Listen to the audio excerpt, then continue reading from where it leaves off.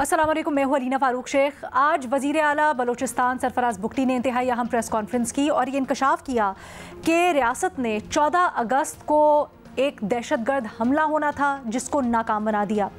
अब एक प्रोफेसर, एक PhD प्रोफेसर की वीडियो वो मंजर आम पर लेकर आए हैं और इससे मुतल्लिक उन्होंने दावा किया है कि ये जो प्रोफेसर हैं ये दहशतगर्द कार्रवाइयों में मुलव्वस थे। ना सिर्फ ये 14 अगस्त वाली बल्कि इससे पहले भी जो दीगर दहशतगर्द कार्रवाइयाँ हुई हैं उसमें मुबैना तौर पर ये मुलव्वस थे। और फिर इस प्रोफेसर की एक वीडियो बयान भी उन्होंने चलाया। ये ज़रा मुलाहिज़ा कीजिए, फिर आगे बात करते हैं। रिसेंटली मुझे टारगेट मिला था डॉक्टर हैदर खालिद की तरफ से और उसका नाम जो है नोमान और फिर फीरक था।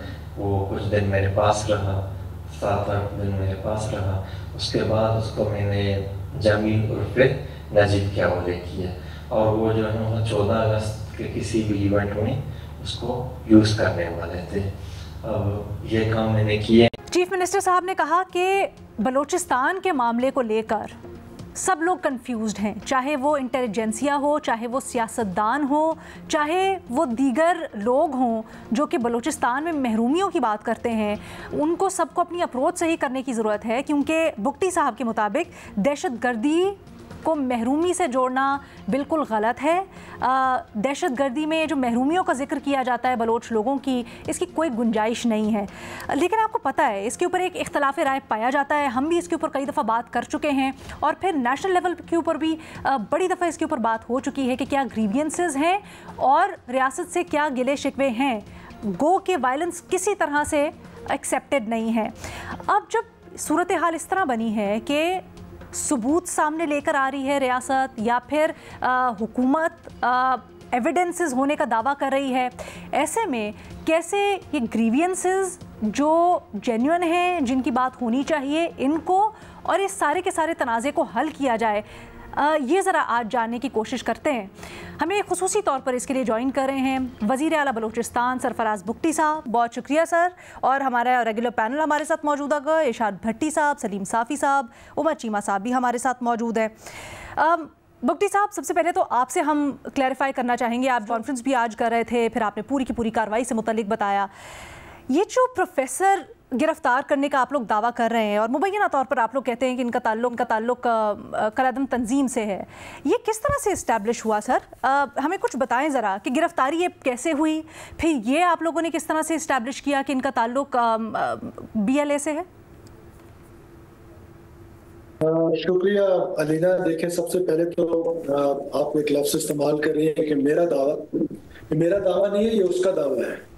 और जो टेररिस्ट गिरफ्तार हुआ है उसकी तो ज़ाहिर है जो सिक्योरिटी फोर्सेस ने एक इंटेलिजेंस बेस्ड ऑपरेशन किया है, मैं उनको बड़ा अप्रिशिएट करता हूँ। इससे पहले कि मैं उस पर आऊँ, क्योंकि 14 अगस्त को जब पूरी कौम आज़ादी की खुशियाँ मना रही थी तो क्वेटा में जो प्रोग्राम था वो ये था कि उन मासूम लोगों को एक दफ़ा फिर खून में नहला देना जो जश्न आज़ादी मना रहे हैं। और ऐसे में सिक्योरिटी फोर्सेस ने जो ऑपरेशन किया वो काबिल तहसीन है और काबिल दाद है और ये खास IBO इंटेलिजेंस बेस्ड ऑपरेशन था। और उसमें वो खुद कन्फेस कर रहा है, मेरा दावा नहीं है, वो खुद कन्फेस कर रहा है कि मैं बशीर ज़ेब के लिए काम करता था, BLA मजीद ब्रिगेड के लिए काम करता था। अगर आप इसकी अंडरस्टैंडिंग हो आपको इस टेररिस्ट तंजीम की, तो इसके 3-4 टियर्स हैं जिसमें एक फुट सोल्जर्स हैं, उसके बाद फिर एक टियर अर्बन सेंटर्स में जो टारगेट किलिंग्स कर रहे हैं जिसका वो जिक्र कर रहा है, जिसमें वो खवातीन को भी इस्तेमाल कर रहे हैं और उसको पिस्टल लेके देते हैं और फिर बाकी चीज़ों का। इसी तरह फिर एक टियर है जो ये ऊपर सोफिस्टिकेटेड अंदाज में हमारी सफ़ों के अंदर है, जिसमें प्रोफेसर्स, डॉक्टर्स, टीचर्स, वो बहुत ज़्यादा इनग्रेंस उनकी हो गई है और वो उस तरीके से मैं समझता हूँ कि ये वो टेररिस्ट था जो बशीर ज़ेब या मजीद ब्रिगेड को बहुत ज्यादा जो उसकी हैंडलिंग थी। ज़ाहिर है अभी इन्वेस्टिगेशंस आगे चलेंगी, अभी बड़ा प्री मेच्योर है कहना कि क्या क्या उसमें से इन्वेस्टिगेशंस। अभी हमने आपको तो पूरी वीडियो क्लिप भी उसकी नहीं चलाई, उसकी वजह ये है कि हम अभी इन्वेस्टिगेशंस कर रहे हैं, बहुत सारी चीजें इससे अनफोल्ड होनी है और बहुत सारी चीजें जो है वो इंशाल्लाह ताला वक्त के साथ सामने आएंगी। तो मैं आपके साथ शेयर, मतलब मीडिया के साथ शेयर करेंगे कि क्या क्या हमने इससे अचीव किए। फॉर द टाइम बीइंग हमने जो अचीव किया है वो ये है कि एक बहुत खुदकुश हमलावर जो थे उन्होंने हमला करना था क्वेटा में और उनका हैंडलर जो था वो ये था। और जो हम पर एक तनकीद हो रही थी कि जी आप मोबाइल सर्विसेज बंद कर रहे हैं, कोई हुकूमत का दिल नहीं चाहता कि वो अपने लोगों के लिए जो सर्विसेज, जो मुफीद सर्विसेज हैं उनको बंद करें। लेकिन उसका रिजल्ट आज आपने देख लिया कि हमने बलूचिस्तान को बहुत बड़ी तबाही से बचाया है। बुख्ती साहब जो आप कह रहे हैं ठीक है, वो सेंस बनाता है, लेकिन सर ये बताएं, जैसे आपने खुद कहा कि बड़े सोफिस्टिकेटेड, हमने जो आपने हमें वीडियो दिखाई उसमें हमने देखा बड़े सूटेड बूटेड अच्छे कपड़े पहने हुए साहब हैं। जब इस तरह के लोग, खासकर प्रोफेसर्स वगैरह, आप ये दावा कर रहे हैं कि ये इन्वॉल्व हैं, तो ये आप लोग पता कैसे लगाते हैं सर कि ये इन्वॉल्व है, इनका ताल्लुक कलअदम तंजीम से और इनको गिरफ्तार करना है? इसी की एग्जाम्पल दे दें, कैसे आप लोगों ने इनका पता चलाया? मैडम अलीना देखिए, ये इंटेलिजेंस ड्रिवन वॉर है। आपके अगेंस्ट एक हॉस्टाइल एजेंसीज ने पाकिस्तान को तोड़ने के लिए एक जंग मुसल्लत की हुई है और उसका तोड़ जो है वो भी इंटेलिजेंस एजेंसीज है। वो पाकिस्तान रेलवे नहीं है, वो पाकिस्तान वापडा नहीं है। तो इंटेलिजेंस एजेंसीज का काम यही होता है। और इंटेलिजेंस एजेंसीज, मैंने आपको पहले बताया कि ये एक IBO है, this is intelligence based operation. और इंटेलिजेंस के पास जो टूल्स होते हैं वो बसा औकात टेक्निकल टूल्स होते हैं और बसा औकात ह्यूमन इंटेलिजेंस होती है। तो इंटेलिजेंस के जरिए इस तरह के नेटवर्क्स को तोड़ा जाता है और it is a purely intelligence based operation. तो all credit goes to the intelligence agencies and CTD as well. Sir सवाल मैंने इसलिए किया क्योंकि पाकिस्तान में एक तारीख भी है जिसमें हमने देखा कि दौरान हिरासत ज़बरदस्ती इकबाली बयानात लिए जाते हैं, फिर आपको पता है लोगों के दिलों में खलिश भी है बहुत सारी। तो सर ये हमने होते हुए देखा है कि इकबाली बयानात उस तरह वीडियोस में सामने आ जाते हैं, बट कोर्ट ऑफ लॉ में मुकर जाते हैं लोग, नहीं उस तरह से सामने आते। फिर ये भी होता है कि लीगल प्रोसेस उसको लेके नहीं चलता, सज़ाएं होती हुई हमें नहीं नज़र आती, हमें ये नहीं नज़र आता कि कानूनी कार्रवाई इसके ऊपर आगे बढ़े। तो ऐसा क्यों है? देखिए, मेरा जो दुख है ना वो आपने खुद ही अपने सवाल में बयान कर दिया कि मैं पिछले 10-15 साल से ये कह रहा हूँ कि हमारी मेन स्ट्रीम मीडिया, हमारी main stream political leadership, even political leaders, और जिस तरह आपने कहा अपने इंट्रो में इंटेलिजेंशिया और सो एकेडमिया, सब लोग, अब आप देखें इससे भी आपको शक का पहलू नजर आ रहा है। आपके सवाल से मुझे माइंड ना कीजिएगा, मुझे शक का पहलू नजर आ रहा है। मुझे कोई शौक है किसी प्रोफेसर साहब को पकड़ के टीवी स्टेशन पे बिठाने का कि वो आके बैठ जाए, मुझे किसी ने तमगा इम्तियाज देना है या मुझे कोई तमगा इम्तियाज लेने का शौक है। ये एक प्योरली टेररिस्ट जंग चल रही है, आपके मुल्क को तोड़ने की साजिश हो रही है बलूचिस्तान में, और वो थ्रू वायलेंस हो रही है, थ्रू सोशल मनूवर हो रही है, थ्रू सोशल मीडिया हो रही है। ये 3 बड़े टूल्स हैं जिनको इस्तेमाल किया जा रहा है।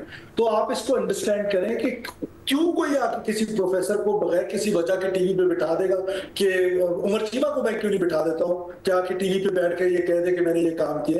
तो ये वो लोग हैं जो ये काम कर रहे हैं। उससे हमने क्वेटा शहर को एक बड़ी तबाही से बचाया है। मैं आपको कह रहा हूँ कि शायद मैं वो टीवी पे वो बात नहीं कह सकता हूँ क्योंकि अभी इन्वेस्टिगेशन चल रही है और वो इन्वेस्टिगेशन फाइनल स्टेजेस पे नहीं पहुंची है। जब वो फाइनल स्टेजेस पे पहुंचेगी तो सर आपने खुद कहा ना आपका भी माजी से गिला है, तो सर बहुत से माजी से गिले भी हैं कि ट्रांसपेरेंसी नहीं रही ना। तो ये बताएं कि किस तरह से ट्रांसपेरेंसी लाई जाए ताकि लोगों के सवालात भी एड्रेस हों। सर हमारे भी ज़हनों में सवालात हैं, सबके ज़हनों में। ये कोई BLA पहला टेररिस्ट ग्रुप नहीं है जिनके पास इस तरह के पढ़े लिखे लोग हैं। अच्छा। आपको पता है जब अलकायदा ने 9/11 किया था उनसे पहले किसी जर्नलिस्ट ने उनका इंटरव्यू किया था तोरा बोरा में, जर्नलिस्ट का नाम मैं भूल गया, शायद सलीम साहब आपको करेक्ट कर सके या चीमा साहब, उसमें उन्होंने कहा था समथिंग बिग इज हैपनिंग। तो उस वक्त उनके पास 50 PhD डॉक्टर्स थे। डॉक्टर अहमद अल जवारी जो है वो खुद डॉक्टर थे, उसामा बिन लादेन इंजीनियर थे। तो ये कोई अनहोनी सी बात नहीं है कि टेररिस्ट ग्रुप्स के पास जो है वो पढ़े लिखे लोग ना हो, प्रोफेसर्स ना हो, स्टूडेंट्स ना हो। और फिर आप ये देखें कि आपके मुल्क के खिलाफ आज से नहीं 2003 में पहली दफा स्टूडेंट यूनियंस में बलोच काउंसिल्स बनी, पंजाब यूनिवर्सिटी से शुरू हुई, यूआईटी लाहौर से शुरू हुई, वो होते हुए क़यादत यूनिवर्सिटी तक पहुंच गई। तो सर, और फिर हमने देखा कि जिस तरह से आप कह रहे हैं कि रुझान बड़ा आम होता जा रहा है, तो हुकूमत इसके बारे में क्या कर रही है, कितनी तशवीश में है और प्लान क्या है? ख़ास तौर पे ये जो आप कह लें पढ़े लिखे और बड़ी सोफिस्टिकेटेड तौर पर ये हो रहा है आपके मुताबिक, तो जी देखिए अलीना, इसमें दो चीजें हैं। एक वो है जो जिन्होंने वायलेंस का रास्ता अख्तियार किया है, बंदूक उठा के वो आपके मुल्क को तोड़ना चाहते हैं। दूसरा वो है जो उनके फैसिलिटेटर्स हैं। और इसमें एक थर्ड पिलर है जो मैं समझता हूँ सबसे इंपॉर्टेंट है, जो हमारी यूथ है। जो यूथ यूनिवर्सिटी में है उसको प्रोपेगेंडा टूल से वो किया जा रहा है, डिफरेंट प्रोपेगेंडा से उनके माइंड को डिसइंटीग्रेट किया जा रहा है टूवर्ड स्टेट। उसको अप्रोच करने की जरूरत है और हमारी हुकूमत उसको अप्रोच कर रही है। वो कैसे अप्रोच कर रही है? वो गवर्नेंस इंप्रूव करने से अप्रोच कर रही है। कि आज मैं आपको बड़े दावे से कह रहा हूं कि जिस बलूचिस्तान में नौकरियां बिकती थी, आज बलूचिस्तान में कोई एक बंदा दावे से कह दे कि अभी हमने 16,000 भर्ती की एजुकेशन डिपार्टमेंट में, एक शख्स कह दे कि मेरिट पे भर्ती नहीं हुई, एक शख्स, तो मैं उसकी जिम्मेदारी लेने को तैयार हूं। अच्छा। तो अब यूथ के साथ एंगेज करने की जरूरत है और हम यूथ के साथ एंगेज कर रहे हैं। यूथ पॉलिसी हमारी अप्रूव हो चुकी है। हम यूथ के लिए प्रोग्राम्स लेकर आ रहे हैं जिसमें उनको स्कॉलरशिप्स दे रहे हैं। कोई प्रोविंस नहीं दे रहा, हमारा प्रोविंस जो है वो कंप्लीट स्कॉलरशिप्स दे रहे हैं फॉर पीएचडीज, फॉर मास्टर्स। मतलब उसका बहुत बड़ा एक प्रोग्राम है हमारे। स्कॉलरशिप तो आपका प्रोग्राम छोटा पड़ जाएगा, उसको मैं अगर बताना शुरू कर दूं। फिर हमने यूथ के लिए प्रोग्राम शुरू किए बीआरएसपी और अखवत पाकिस्तान के साथ मिलके कि हम उनको कारोबार के मौके दे सके, ताकि ये जो बेरोजगारी का जिन है इसको काबू पाया जा सके।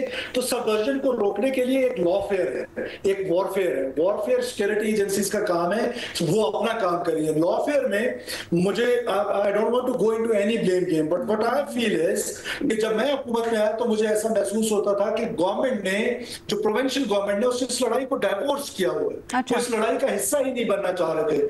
हमने आज अपने होम डिपार्टमेंट में पूरा एक सेल बनाया है जो न सिर्फ सबवर्जन पे काम कर रही है। 2000 टीचर्स को हम आइडेंटिफाई कर चुके हैं कि जो सबवर्जन कर रहे थे, उनको नोटिस गए हैं। 200 टीचर्स टर्मिनेट हो चुके हैं। और कितने डॉक्टर्स को हमने आइडेंटिफाई किया है, कितने लोगों को 4th शेड्यूल में डाला है, ताकि ये जो सबवर्जन की बीमारी है इसको रोका जा सके और स्टेट के साथ जो इंटीग्रेशन है यूथ की। बुख्ती साहब, अगर इस तरह की डिटेल्स है तो फिर आप ये इसको ट्रांसपेरेंटली लोगों के सामने क्यों नहीं लेके आते हैं? लोगों को लगता है कि कुछ सबूत मौजूद हैं जिसके बदले आप लोगों ने उनको अरेस्ट भी किया है, उनको डिटेन भी किया है। तो ये सब तो आवाम के सामने, एटलीस्ट पार्लियामेंट के सामने डिटेल्स आनी चाहिए। फिर हम तो अपनी पार्लियामेंट में ये डिटेल्स शेयर करते हैं, बदकिस्मती हमारी ये है, फिर आपसे गिला है कि मेन स्ट्रीम मीडिया जो है उनको बलूचिस्तान की याद आती ही तब है कि जब बलूचिस्तान में कोई धमाका होता है, जब खुदा न खास्ता बलूचिस्तान में लोग मरते हैं। क्यों? अब बलूचिस्तान के पास बिजनेस नहीं है, माइंड ना कीजिएगा, तो ये हमारी मजबूरी है, क्योंकि हमारे पास जो डेवलपमेंट का पोर्टफोलियो है, मुझे प्लीज अगर आर्गुमेंट कंप्लीट करने दें, मेरा जो डेवलपमेंट का पोर्टफोलियो है वो 200 बिलियन है, जस्ट 200 बिलियन। तो मैं उस 200 अरब में आपके एडवर्टाइजमेंट के लिए अगर पैसे निकालूं, उससे अच्छा मैं प्राइमरी स्कूल बनाना शुरू कर दूं जिससे मेरे बच्चे पढ़ना शुरू हो जाए, तो मैं वो काम नहीं कर सकता हूं। मैं किसी के साथ कोई मुकाबला नहीं कर रहा हूं। मेरा पॉइंट ऑफ व्यू ये है कि मेन ये सारी चीजें थोड़ी ज्यादती हो जाएगी हमारी पार्लियामेंट में, हमारी आप ज्यादती ना करें, ये ज्यादती हो जाएगी मुफ्ती साहब, ये ज्यादती हो जाएगी मुफ्ती साहब। आप बताएं मैंने क्या लेकिन अच्छा नहीं, आप ये कहें कि बलूचिस्तान की याद सिर्फ तब आती है मीडिया को, लेकिन चले सर इस वक्त हम इस चीज़ के अंदर नहीं जाएंगे क्योंकि हमारा ग्रेटर इशू इस वक्त ज़्यादा इंपॉर्टेंट है। सवालात और भी हैं हमारे, एक छोटी सी ब्रेक लेते हैं, उसके बाद मजीद बात करते हैं। Welcome back. बलूचिस्तान के ऊपर हम बात कर रहे हैं और ख़ासकर आज जो वज़ीर आला बलूचिस्तान ने प्रेस कॉन्फ्रेंस की है उसके ऊपर हम तज्जिया तबसरा भी कर रहे हैं और बुख्ती साहब हमारे साथ मौजूद हैं तो उनसे बहुत से सवालात भी कर रहे हैं। सर, आप भी वही चाहते हैं जो हम चाहते हैं कि बेहतरी हो, बलूचिस्तान की बेहतरी हो, और बड़ा अच्छा कॉज है। लेकिन मुझे सिर्फ ये बताएं बुख्ती साहब, बिल्कुल जो दहशतगर्दों के साथ हैं या दहशतगर्दी कर रहे हैं, लोगों को मारे हैं, उनके खिलाफ बिल्कुल सख्त रवैया होना चाहिए रियासत का, उनको कोई छूट नहीं होनी चाहिए वायलेंस फैलाने वालों को। लेकिन सर बहुत से लोगों का ख्याल ये भी है कि ऐसे लोग जो पुरअमन एहतजाज करते हैं, कई दफ़ा बलूचिस्तान से मुतल्लिक एक सख्त पॉलिसी रखते हैं या सख्त उनके ख्यालात हैं, हुकूमत के ऊपर सख्त तनकीद करते हैं, हुकूमत उनको उस तरह से सुनती नहीं है या उनके साथ भी सख्त रवैया रखती है या उनको इग्नोर कर देती है, आपका क्या ख्याल है, इससे किस तरह से निपटा जा सकता है? मेरा ख्याल है आपके सवाल को मैं मजीद थोड़ा ना बेहतर कर देता हूँ, माइंड ना कीजिएगा। आप यकीनन BYC की बात कर रही होंगी, आप डॉक्टर मारंग बलोच की बात कर रही हैं, अगर आप उनकी बात कर रही हैं मैं ठीक दुरुस्त समझाऊं? सर मैं बहुत से लोगों की बात कर रही हूँ, वैसे तो जो मैं आ जाता हूँ उस पे, मैं समझ गया आप क्या कह रही हैं। ये कौन से पुरअमन लोग हैं कि जो जहां से गुजरते हैं पाकिस्तान का झंडा देखते हैं, उसको उतार के माचिस लगाते हैं, उसको आग लगा देते हैं? ये कौन से पुरअमन लोग हैं कि जो जाके जलसा जब करते हैं तो एक सो कॉल्ड इंडिपेंडेंट बलूचिस्तान का एक नेशनल एंथम है वो पढ़ के उसका इफ्तिताह करते हैं? और ये कौन से पुरअमन लोग हैं कि जब उसका एंड होता है तो एंड में जाकर वो एक बलोची जबान में एक ओथ लेते हैं जिसमें वो एक इंडिपेंडेंट बलूचिस्तान की बात करते हैं कि आजाद बलूचिस्तान तक हम आराम से या चैन से नहीं बैठेंगे? ये दुनिया की कौन सी रियासत है जो अपने सड़कों पे जो लोग इंडिपेंडेंस की बात करें, मुल्क तोड़ने की बात करें, उनको जो है वो स्पेस देती है? ये दुनिया की वाहिद बदकिस्मत रियासत यही है, इर्द गिर्द नजर दौड़ाने कोई और रियासत नहीं मिलेगी। दूसरी बात, ये जो राइट टू असेंबल है ये कॉन्स्टिट्यूशन में हर एक का राइट है और ये राइट एक्सरसाइज करने बलूचिस्तान में भी सबको हक है, लेकिन उसको असेंबल करने का जो राइट है उस कॉन्स्टिट्यूशन ने वो गवर्नमेंट को दिया है। गवर्नमेंट के पास ये राइट है कि वो उसको असेंबल करने की जगह बताए कि आपने यहां पर जलसा करना है, आप यहां पर जलसा नहीं कर सकते, और उसकी सॉलिड रीजंस गवर्नमेंट देती है कि ये रीजन है इसकी। तो हमारे यहाँ PK मैप आके जलसे करती है, हुकूमत पर सख्त तनकीद करती है, महमूद खान चकज़ई साहब। अभी ANP के आए हैं ML वली साहब, मेरे वोटों से सेनेटर बने लेकिन हम पर तनकीद करके गए। अभी जो है APC उन्होंने यहाँ पर की है, जो खुशहाल खान काकर साहब हैं उन्होंने अभी जलसा किया, हमसे इजाजत ली है। अच्छा। हमारे इधर अजूब स्टेडियम में उन्होंने जलसा किया हुकूमत के खिलाफ। अपोजिशन की जितनी जमातें हैं, डॉक्टर अब्दुल मालिक बलोच साहब की जमात, सरदार अख्तर जान मेंगल साहब की जमात, तमाम लोग आके एहतजाज करते हैं, तमाम जलसे जुलूस करते हैं। हाँ, ये नहीं हो सकता कि इंडिपेंडेंट बलूचिस्तान की कोई एडवोकेसी करे और वो हमारी सड़कों पर आकर हमारी मर्जी के बगैर आकर एहतजाज शुरू कर दें। और मुझे कॉन्स्टिट्यूशन उस बीमार के साथ खड़े होने को कहता है जो एम्बुलेंस में तड़प रहा हो और किसी की वजह से सड़क बंद हो, वो मैं कम से कम सर अगर वो पुरअमन एहतजाज कर रहे हैं, अगर वो पुरअमन एहतजाज कर रहे हैं तो फिर क्या उनके साथ बैठा नहीं जा सकता, उनकी ग्रीवियंसेस सुनी नहीं जा सकती? मैडम शायद आपके इल्म में नहीं है, मैं खुद डॉक्टर मारंग बलोच साहिबा के साथ 4 दफा मैंने वफद बना के अपने मिनिस्टर्स भेजे हैं, मेरे सीनियर सेक्रेटरीज गए हैं। जब वो एहतजाज कर रही थी हम डायलॉग पे बिलीव करते हैं, हमने एक दफा नहीं कई दफा डायलॉग किए। हम तो यहाँ तक क्योंकि TTP के बारे में तो आपकी ये राय नहीं होगी यकीनन कि उनके साथ मुज़ाकरात होने चाहिए, क्योंकि वो वायलेंस डिफरेंट वायलेंस है, ये वायलेंस मुख्तलिफ वायलेंस है, क्योंकि ड्यूल माइंडसेट में है। हम तो इन वायलेंट के साथ भी कहते हैं कि आज अगर आप मुज़ाकरात करना चाहते हैं, ये कॉन्फ्लिक्ट मुज़ाकरात से हल होता है तो कर लें। हालांकि ये ड्यूल माइंडसेट नेशन का है। कैसे है?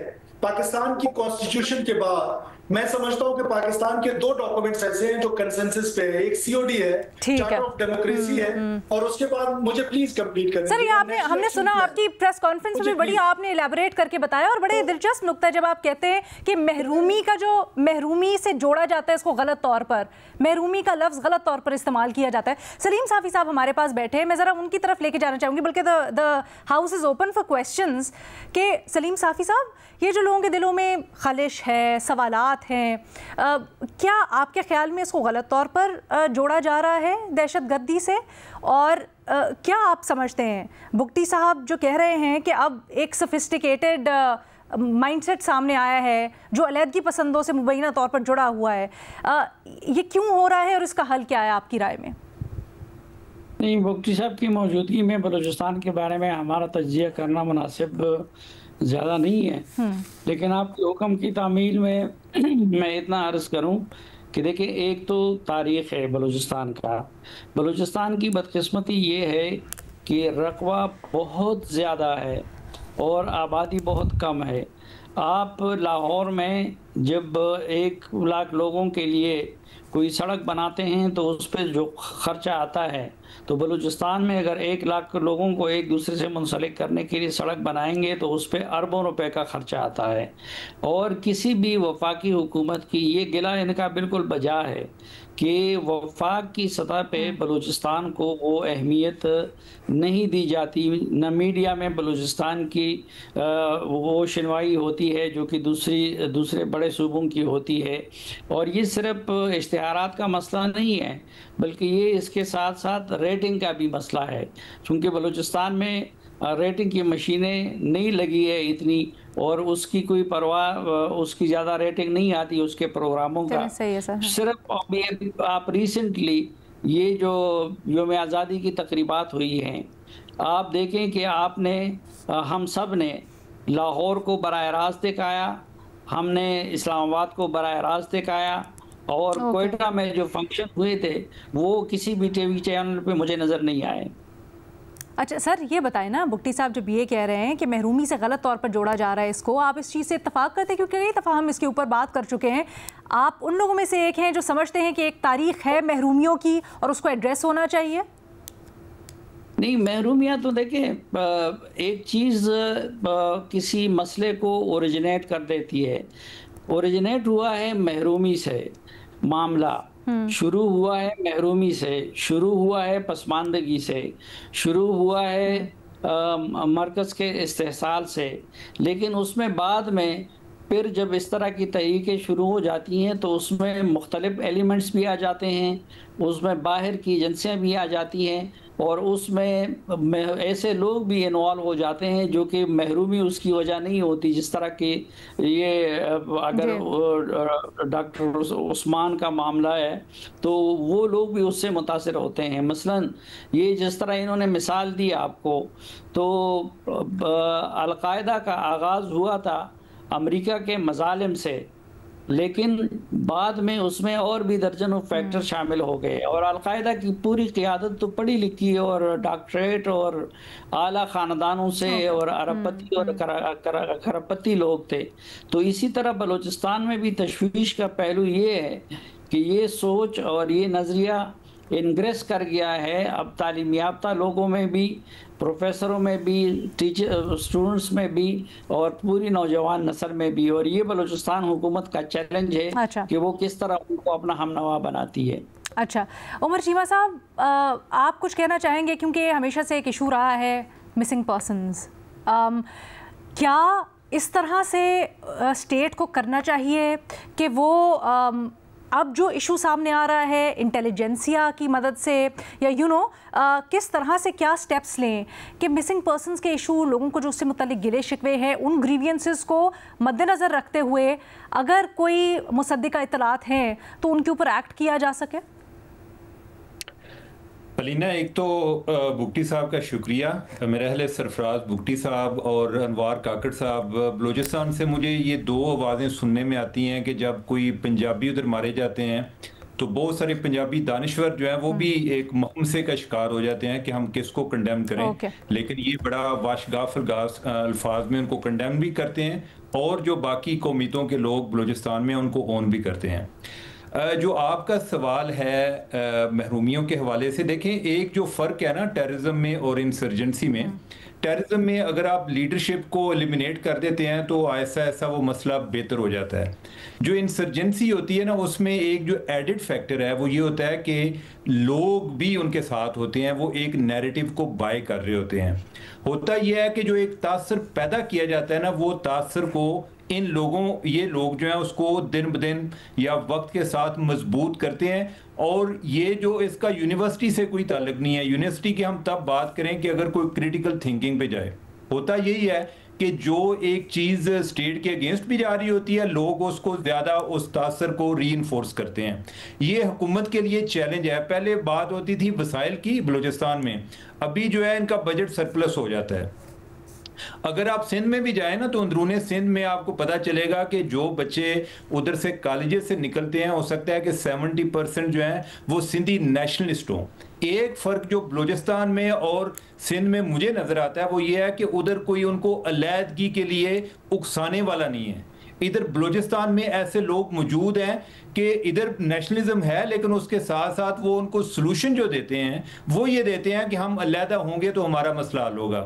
तो लिहाजा ये अवाम को उनसे किस तरह डिसोसिएट करना है, इस तासर को किस तरह ख़त्म करना है, ये अब जो है ये एक जो मौजूदा गवर्नमेंट है, सरफराज बुगटी साहब हैं, इनके लिए ये एक बहुत बड़ा चैलेंज है कि ये तासर जो है और ये दहाइयों पर मबनी तासर है, और इसको ख़त्म करने के लिए क्या स्ट्रेटजी है। एक तरफ तो ऐसे लोग जो हैं उनकी कमर टूटनी चाहिए कि जो इस तरह के तासर को हवा देते हैं, जो अलहदगी पसंदी की बात करते हैं, और दूसरा अवाम को उनसे कैसे हटाया जाए, अवाम के दिल कैसे जीते जाएं ताकि वो उनके प्रोपेगेंडा में ना आए। सर बुगटी साहब ये वाला इसके ऊपर ज़रूर कीजिएगा, ये जो उमर ने लफ्ज़ यूज़ किया ना, अवाम के दिल कैसे जीते जाएं, या इसको मैं दूसरे अल्फाज में पुट कर देती हूँ आपके आगे कि सर अवाम का एतमाद कैसे हासिल किया जाए, क्योंकि एज आई सेड सर एक दरमियान में खलिश है लोगों के दिलों में कि एक हिस्ट्री रही है, लोग ज़ेर हिरासत रहते रहे हैं, मिसिंग पर्सनस हो गए हैं, कहाँ हैं पता नहीं है, बाद में लाशें घर आती हैं, ये भी इल्ज़ाम लगाया जाता है, क्यों उठा लिए जाते हैं, कोई कानूनी कार्रवाई नहीं की जाती है। अब इस एतराज़ को कैसे दूर करेगी रियासत और आपकी हुकूमत ख़ास तौर पर सर? जी, पहले तो देखिए, ये जितनी बातें आपने की इन सब पर ना एक एक लंबी लंबी डिबेट की जा सकती है, मिसिंग पर्सन्स पे, सेल्फ डिसअपीयरेंसेस पे, इन्फोर्स्ड डिसअपीयरेंस पे, सो एंड सो ऑन। एक लंबी दास्तान है, उस पे नहीं जाते, मैं स्ट्रेट आपके सवाल पे आता हूँ। Yes, this is a challenge. अब नैरेटिव का पॉपुलर होना जो है वो जरूरी तो बहुत है हुकूमतों के लिए, रियासतों के लिए, लेकिन क्या ये जितने लोग अमेरिका में रह रहे हैं सारे के सारे अमेरिका से खुश हैं? क्या ये जितने लोग अरब वर्ल्ड में रह रहे हैं अपने अपने ममालिक में, क्या तमाम लोग खुश हैं? Maybe answer is no.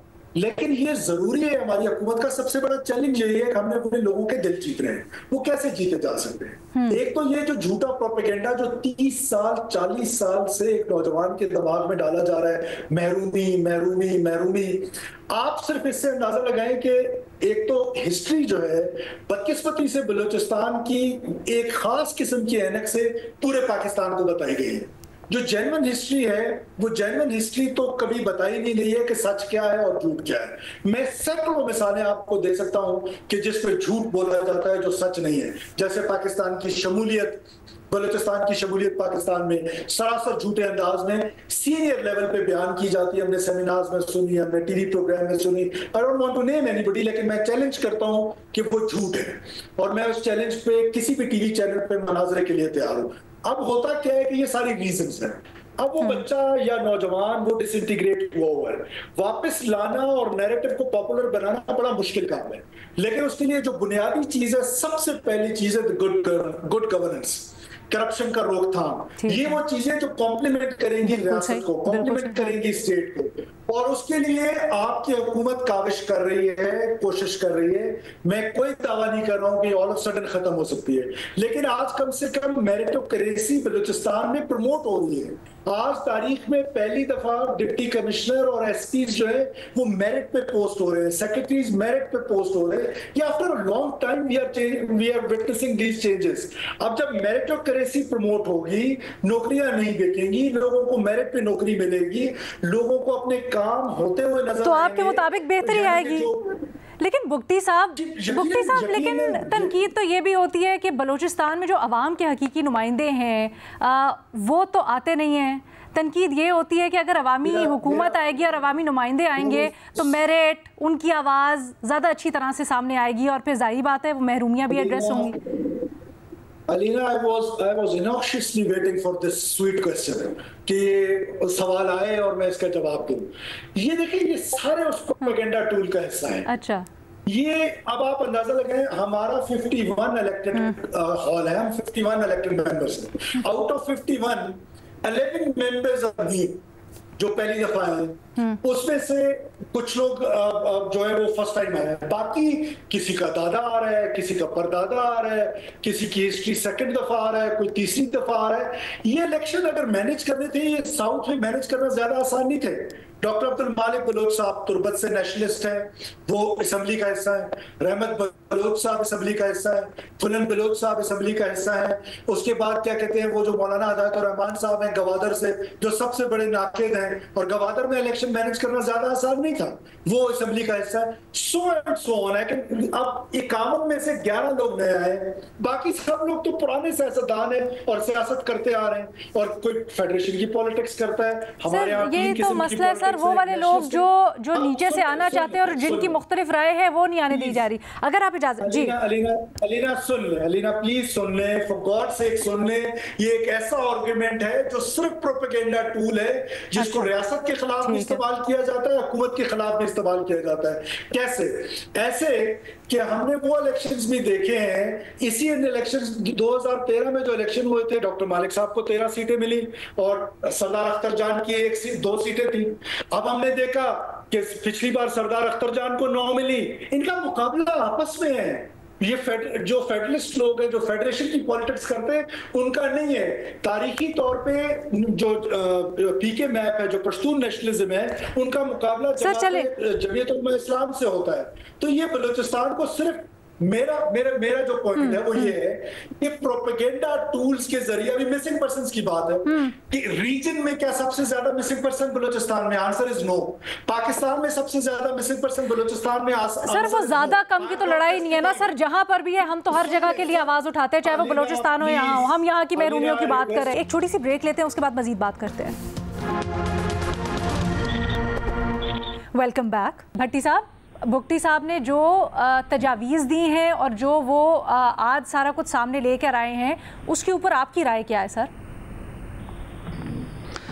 पहली बात मैडम शेख, उन सब शहीदों को सलाम जिन्होंने जानों का नजराना देकर इस मुल्क के लिए अपनी जानें दी और इस मुल्क को बचाया एक बड़े बड़े हादसों से, सानियों से, और आज भी बचा रहे हैं। और उन सब गाजियों को सलाम जो आज भी जान हथेली पर रख कर इस वतन के लिए खड़े हैं, सरहदों पर खड़े हैं, दहशतगर्दी के सामने खड़े हैं, दहशतगर्दों के सामने खड़े हैं। पाक फ़ौज को सलाम, हमारे इंटेलिजेंस इदारों को सलाम, और उन सारे इदारों को सलाम जो बलूचिस्तान में, खैबर पख्तूनख्वा में इस वक्त भी अपने अपने कामों में लगे हुए हैं, बिना इसके कि हम उनके बारे में क्या सोचते हैं या हम उनके बारे में क्या कहते हैं या उनको क्या सिला मिलता है। दूसरी बात मैडम शेख के बलूचिस्तान में ये ज़हनों में रहना चाहिए कि जो कुछ हो रहा है इसके पीछे भारत भी है और इसके पीछे हमारा दुश्मन है। आप और बिलाशुबा बलूचिस्तान और खैबर पख्तूनख्वा पर हमारे मेन स्ट्रीम मीडिया और मेन स्ट्रीम लीडरशिप का किरदार कोई काबिल तारीफ़ नहीं रहा। और लेकिन जब बलूचिस्तान की बात करें मैडम शेख, तो बिलाशुबा बलूचिस्तान हुकूमतों के रवैये और बलूचिस्तान हुकूमतों की हुकूमतें भी अफसोसनाक रहीं।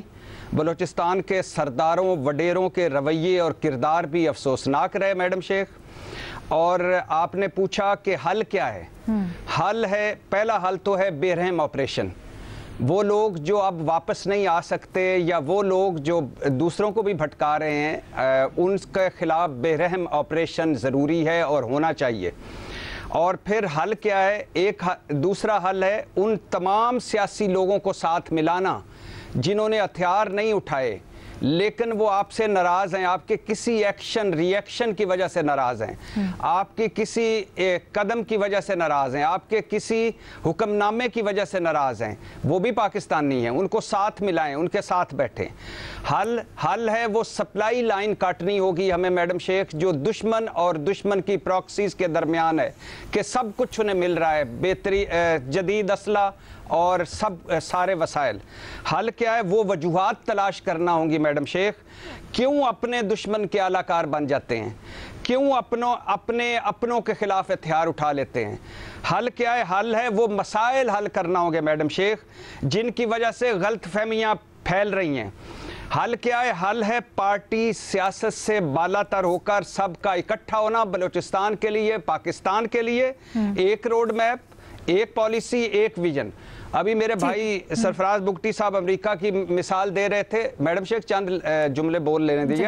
अमेरिका की वो मिसाल दे रहे थे और वो कह रहे थे कि अमेरिका में रहने वाले सारे अमेरिका से खुश नहीं होंगे। बिल्कुल नहीं है खुश भाई, बिल्कुल भी नहीं है। लेकिन जो अमेरिका में रहते हैं वहाँ उनको एक निज़ाम है, वो निज़ाम उनको तहफ़्फ़ुज़ फराहम करता है। वहाँ इंसाफ है, वहाँ अच्छा स्कूल है, वहाँ अच्छा अस्पताल है, वहाँ जान माल का तहफ़्फ़ुज़ है, वहाँ बुनियादी इंसानी हकूक़ हैं। और मैडम शेख हल ये है कि वक्त करता है परवरिश बरसों, हादसा एकदम नहीं होता। बलूचिस्तान के बड़ों के किरदार पर बड़े सवालिया निशान है। बलूचिस्तान से जो ज़्यादतियाँ हुई, बलूचिस्तान से जो अपनों ने ज़्यादतियाँ की, उसमें नाहलियाँ, महरूमियाँ, पसमानदगियाँ, बदनीति, बैड गवर्नेंस, बैड परफॉर्मेंस और ये सारा इन्होंने जलती पर तेल का काम किया। और हल क्या है मैडम शेख? आखिरी बात, शऊर आगाही, बुनियादी इंसानी हकूक की फराहमी। क्यों पढ़े लिखे लोग हथियार उठाने पर मजबूर हैं? क्यों कहा जाता है कि असल अवामी नुमाइंदगी नहीं मिली बलूचिस्तान को? ये 1-2 दिन का काम नहीं है, ये सिर्फ सरफराज बुगटी साहब की हुकूमत में ये हल नहीं हो सकता। ये लंबा सफ़र है और इस सफ़र को सारों को मिलकर तय करना है। बेशक। अच्छा बुगटी साहब, भट्टी साहब ने बड़ी बुनियादी चीज़ें लेकिन बड़ी अहम चीज़ें सारी की सारी बात की हैं। कंक्लूडिंग कमेंट्स क्या देंगे सर, जब आप खुद बता रहे हैं बड़े तशवीशनाक आपने आदाद शुमार बताए हैं कि कितने 100 जो है वो टीचर्स, डॉक्टर्स, नर्सेज, तालीमी इदारे, हेल्थ केयर, मतलब ये जो हमारे बड़े पढ़े लिखे बाशऊर प्रोफेशंस होते हैं उसमें आप कह रहे हैं कि एक सोच पाई जाती है रियासत मुखालिफ। सर उसके लिए क्या कर रही है रियासत, आपकी हुकूमत, और आपके ख्याल में इसका हल क्या है?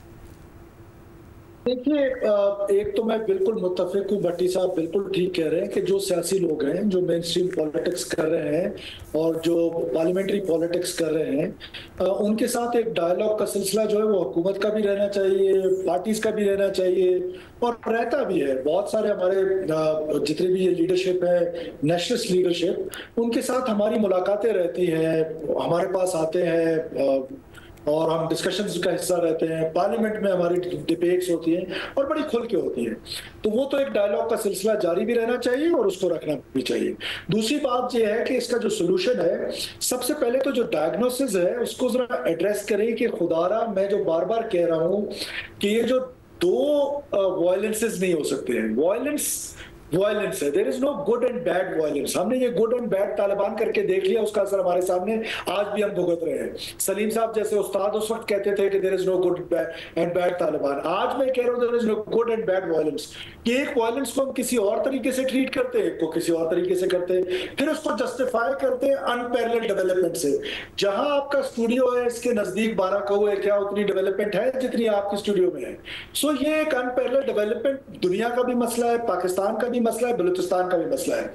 लेकिन अगर इस आर्गुमेंट को देखा जाए तो 2000 में जब नवाब खैबश मरी गिरफ्तार हुए थे जस्टिस नवाज मरी के कत्ल पे, तो ये इंसर्जेंसी कह दें या सेपरेटिस्ट मूवमेंट कह दें, वैसे तो हैदराबाद साजिश केस के टाइम शुरू हुआ था, लेकिन फिजिकली इस वक्त शुरू हुआ। तो उस वक्त से लेकर आज का जो बलूचिस्तान था या उस वक्त का बलूचिस्तान था, तुर्बत की मिसाल ले लें, उस तुर्बत में जो 20 घंटे में कराची पहुंचते थे लोग, अब 8 घंटे में पहुंचते हैं। आज तुर्बत में यूनिवर्सिटी है, लॉ कॉलेज है, मेडिकल कॉलेज है, गर्ल्स कैडेट कॉलेज है, इंटरनेशनल एयरपोर्ट है, इंफ्रास्ट्रक्चर है, नेम एनीथिंग। लेकिन क्यों इंसर्जेंसी खत्म नहीं हुई या क्यों दहशतगर्दी खत्म नहीं हुई? यही क्यों हम आपसे पूछने के लिए, यही क्यों आपसे जानना चाहते हैं। यही मैं आपको बताना चाह रहा हूं कि ये कॉज नहीं है, महरूमी कॉज नहीं है। महरूमी कॉम्प्लीमेंट करता है टेररिस्ट को, अच्छी गवर्नेंस कॉम्प्लीमेंट करती है रियासत को। जो लड़ रहा है वो ये कहता है मैंने वायलेंस पे, बलोच आइडेंटिटी पे आपका मुल्क तोड़ना है, आपके मुल्क को केक की तरह काटना है, और उसमें जो मैं हथियार इस्तेमाल करूंगा वो 3 हथियार इस्तेमाल करूंगा, एक वायलेंस, एक सोशल मीडिया और एक सोशल मैनूवर। एक सड़कों पे जलसे करूंगा, लेजिटिमेट वॉइस बनूंगा सेपरेटिस्ट का, एक तरफ से बंदूक चलाऊंगा जिसमें मासूम लोगों का कत्ल वारत करूंगा, इस शिद्दत के साथ करूंगा कि बसों से। सर अच्छा, इसकी तो एक ही चीज, इसका एक हल नजर आता है ये महरूमियां एड्रेस करने का, कि ट्रांसपेरेंट हो जाए हुकूमत इसके बारे में, राइट?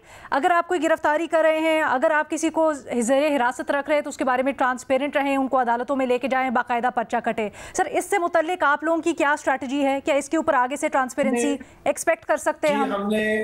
हम पहली हुकूमत हैं कि जिसने इस चीज को इंश्योर किया है कि जो मिसिंग पर्सन का प्रोपेगेंडा है ना, वो मेरा आर्गुमेंट आपने कंप्लीट नहीं कर दिया। केपी के मिसिंग पर्सन हमसे ज्यादा है। मैंने तो आज तक किसी टीवी चैनल पे उनका जिक्र नहीं सुना। क्यों? क्योंकि वो देवबंदी है या मुल्ला है या जिनका इस्लाम से कोई ताल्लुक नहीं है। दहशतगर्द डिक्लेयर किया हो ना आपने, इसलिए उनका जिक्र नहीं होता। मैंने नहीं सुना, आप लोग जिक्र करते होंगे, मैंने नहीं सुना, मेरी कम इल्मी है, लेकिन उनका जिक्र नहीं होता जिस शिद्दत के साथ इधर के मिसिंग पर्सन का होता है। उसका हल हमने ढूंढ लिया, हमने अपना लॉ चेंज कर लिया, हमने अपने सेंटर्स बना लिए, डिक्लेयर कर लिया।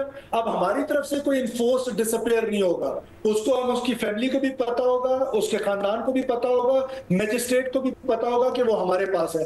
अब जो बीएलए के पास लोग हैं वो मिसिंग हैं, उनकी लिस्टें निकलवा लें, कोई मंगवा ले बीएलए से, या उनके जो सिंपैथाइजर्स हैं उनसे कह दें। अदालतों में ये केसेस जाएंगे, सस्टेन करेंगे, इसके बारे में हुकूमत क्या कर रही है? जी, अदालतों में प्रोसिक्यूशन करना हुकूमत का काम है, फैसले करना अदालतों का काम है। हमारी अदालतों को तो छोड़े, हम पसमानदा सूबा हैं। ये हिजरतुल्लाह जो मनावा पुलिस स्टेशन लाहौर में जिसने हमला किया था, 7वें दिन उसकी बेल हो गई थी। तो ये चीजें हमने सबने सोचनी है।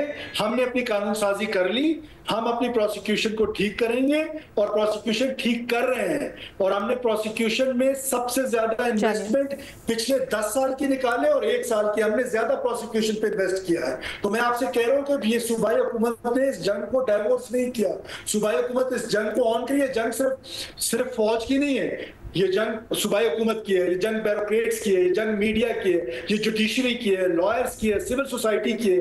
तो मेरा जो रोना है वो ये है, आखिरी बात, violence is violence, there is no good and bad violence, please treat every violence equally. Sir, वैसे कोई वायलेंस को सपोर्ट करता भी नहीं है, सिर्फ ये कहते हैं कि जो पुरअमन शिकवे शिकायत लेकर आते हैं उनके साथ बैठ जाए और उनसे बात कर लें। मैं आपके साथ रिबटल नहीं करना चाहता हूं, लेकिन मुझे ऐसा महसूस होता है यहाँ बलूचिस्तान में बैठ के कि वायलेंस को लेजिटिमेट वॉइसेस चाहिए होते हैं। वॉइस चाहिए होती है कि वो उसको लेजिटिमेट करे कि ये जो महरूमी है इसकी वजह से वायलेंस है, ये जो फलाना मसला है इसकी वजह से ये वायलेंस है। मसला होता है जो ये बसों से उतर के लोग मारते हैं उस औरतों के सामने, फिर क्या कहते हैं कि जी देखे ना वो कैसे लोग थे। मैंने आपके चैनल्स पे सुना कि वो औरतों को छोड़ दिया, उस औरत के सुहाग को मार दिया, उसके जवान बेटे को मार दिया, क्या छोड़ा है उसमें से? ये कौन सी बलोच रवायत है? कोई रवायत नहीं है ये हमारी, ये हम नहीं है, ये टेररिस्ट है। इसलिए मैं कहता हूं कि ये टेररिस्ट पाकिस्तानियों को शहीद कर रहे हैं, कोई बलोच किसी पंजाबी को नहीं मार रहे। मेरा दुखड़ा ये है कि मुझे जो वॉइसेस मेन स्ट्रीम से आती है वो मैं महसूस करता हूं कि वो लेजिटिमेट कर रहे हैं उस वॉयलेंस को, उसको महरूमी का नाम देकर। This is my humble submission. Thank you so much Bhutti साहब, बड़ी पेशेंटली आपने हमारे सारे सवालों का जवाब दिया।